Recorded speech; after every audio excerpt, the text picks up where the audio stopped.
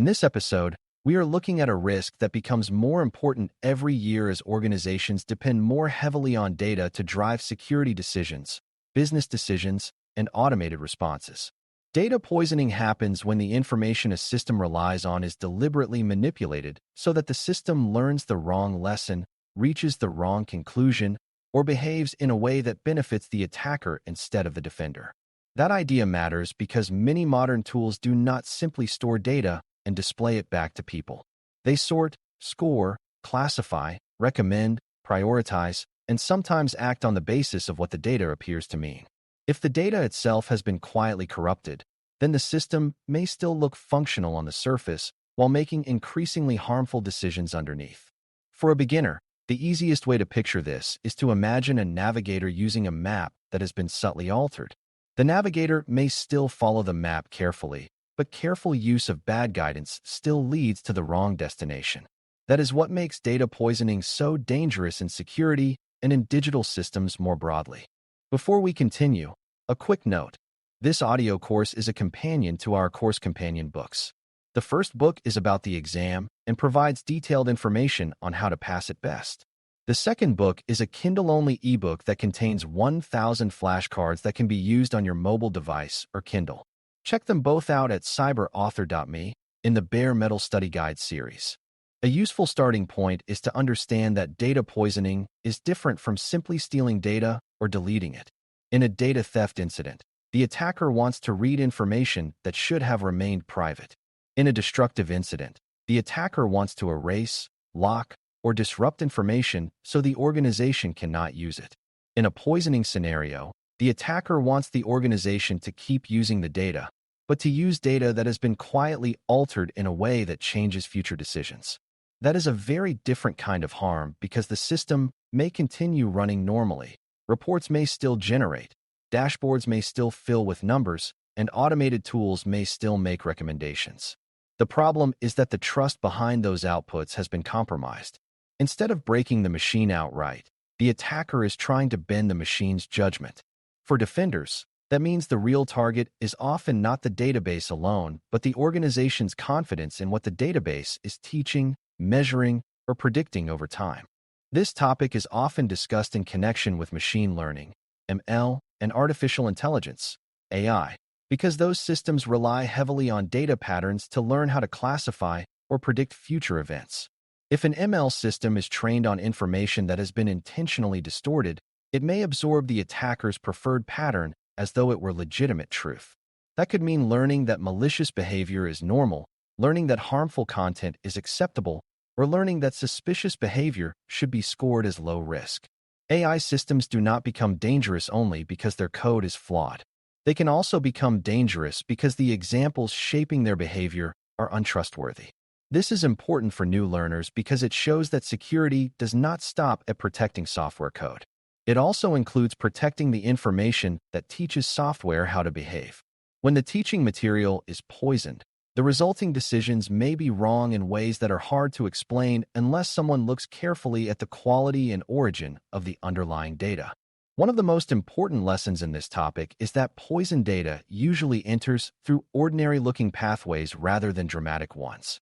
Data may come from users, sensors, applications, logs, third-party feeds, shared repositories, human reviewers, automated collection tools, or business partners, and each one of those paths introduces a trust decision. If an attacker can manipulate what a sensor reports, influence how content is labeled, alter what a log records, or inject false records into a shared data source, then the damage may begin long before any model or analytics engine touches the information. This means the risk is often less about a single clever trick and more about the data pipeline as a whole. A system can be technically secure at the application layer and still be highly vulnerable if it trusts incoming data too casually. For a beginner, this is a powerful mindset shift because it teaches that security must cover the full journey of data from source to storage to processing to decision, not just the final screen where someone sees the result. The attacker's goal in poisoning data is not always to destroy the system in an obvious way.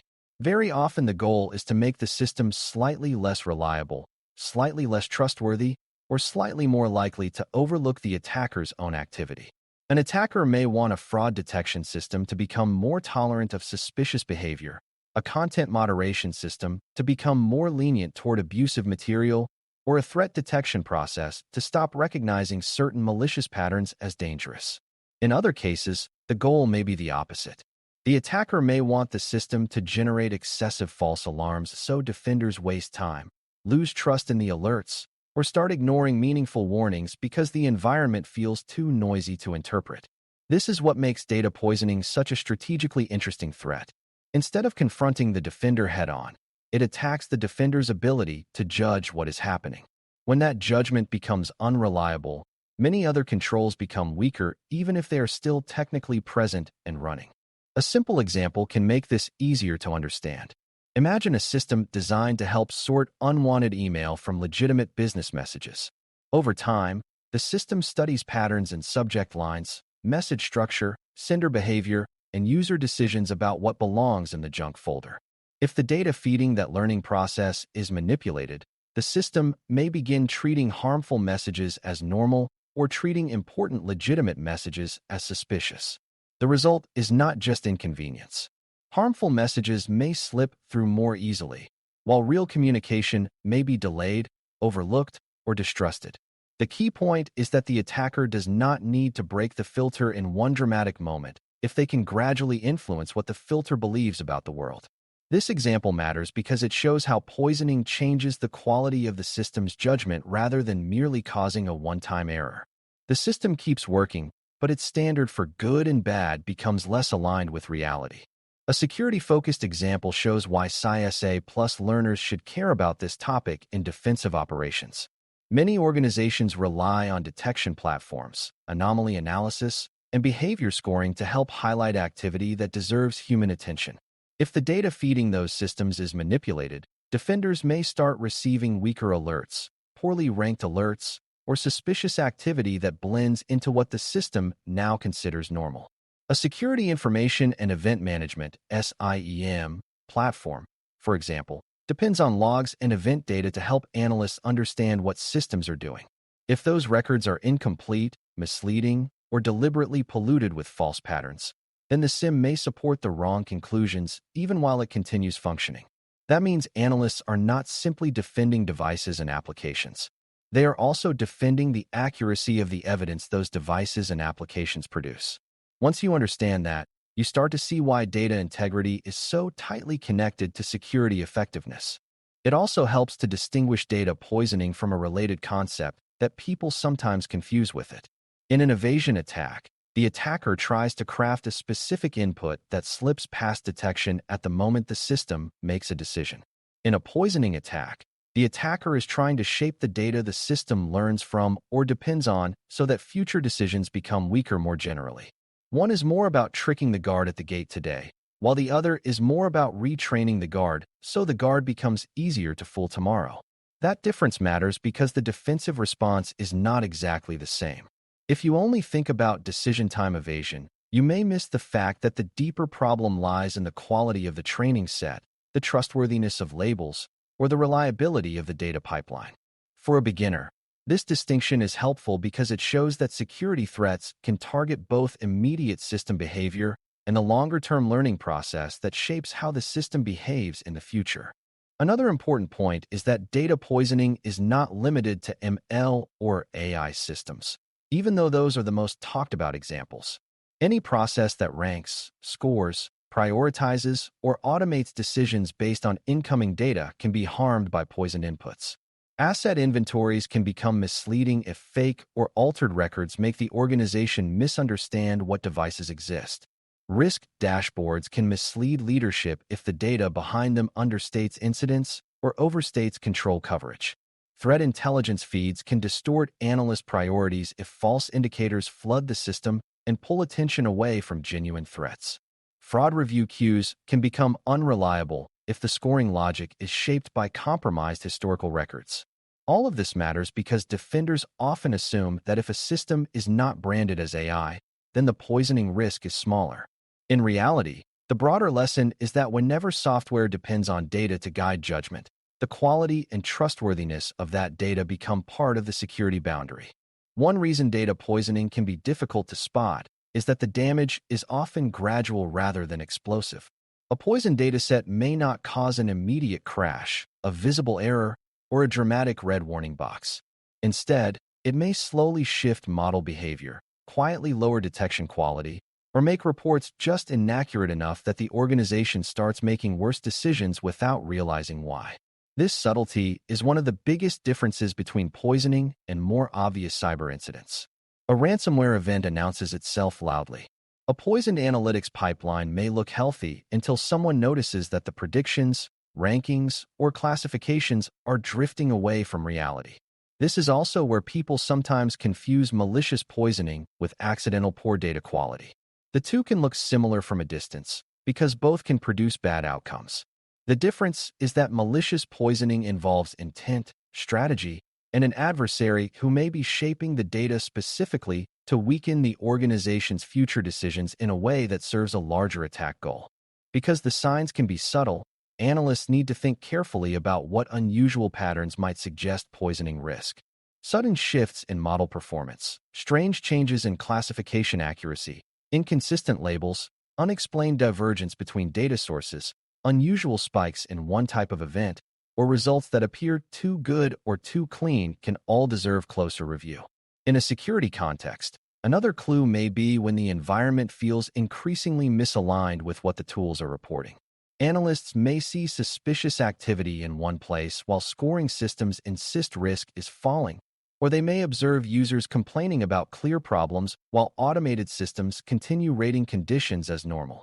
None of these clues proves poisoning by itself, but they help explain why defenders should be skeptical of outputs that no longer match operational reality. Good analysts learn to compare what the data-driven system says against what other evidence sources suggest. That habit of cross-checking is extremely important because poisoned systems often fail quietly rather than loudly. Reducing data poisoning risk begins with a principle that sounds simple but reaches into many parts of the organization. You have to know where your important data comes from, who can change it, how it is labeled, how it is moved, and what checks exist before it is trusted.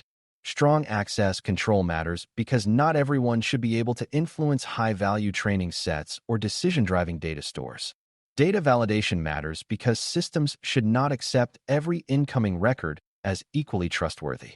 Provenance matters because analysts need some way to understand whether information came from a reliable source, a third party of uncertain quality, or a path that may have been tampered with.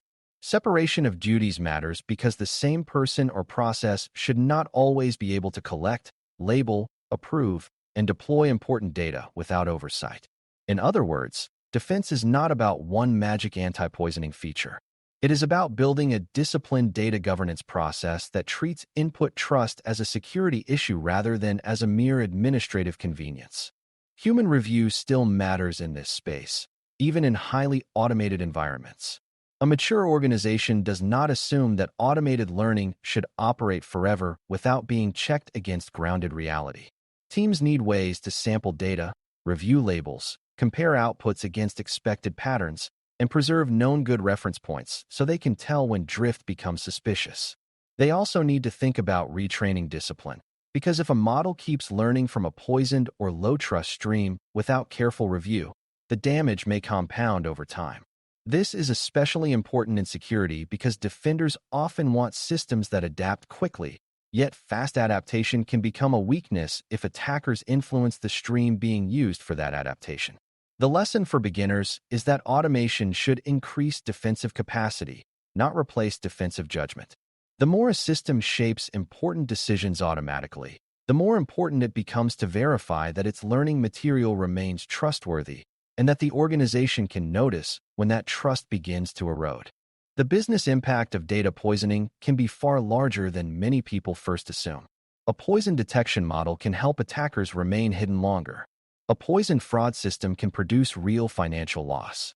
A poison reputation engine can damage innocent users or fail to stop abusive ones. A poisoned industrial or safety-related dataset can support dangerous decisions in environments where bad output affects physical operations rather than only digital workflows. Even when the immediate effect seems less dramatic, the long-term damage to trust can be severe. If leaders, analysts, or customers stop believing that the organization's systems are making dependable judgments, then the value of those systems drops sharply even after the technical issue is corrected. That is why data poisoning is not merely an academic AI problem. It is a business resilience problem, a security operations problem, and in some settings a safety problem as well.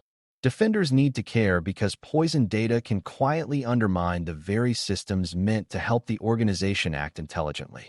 The big takeaway is that data poisoning risks come from an attacker's ability to influence the information a system relies on so that future decisions become weaker, less trustworthy, or more favorable to the attacker. This can affect ML, AI, analytics platforms, security tools, dashboards, inventories, scoring systems, and any other process that depends on incoming data to shape its judgment. The danger is not only that the data becomes wrong, but that the system keeps acting on wrong data with growing confidence over time. Strong defense therefore requires protecting data sources, validating trust, reviewing outputs, maintaining human oversight, and treating the data pipeline itself as part of the attack surface. Once you understand that clearly, data poisoning stops sounding like a narrow technical term and becomes something much more important. It becomes a reminder that in modern cybersecurity, protecting the system also means protecting what the system is taught to believe. Thanks for listening. For more audio courses, daily newsletters, and more, please visit baremetalcyber.com.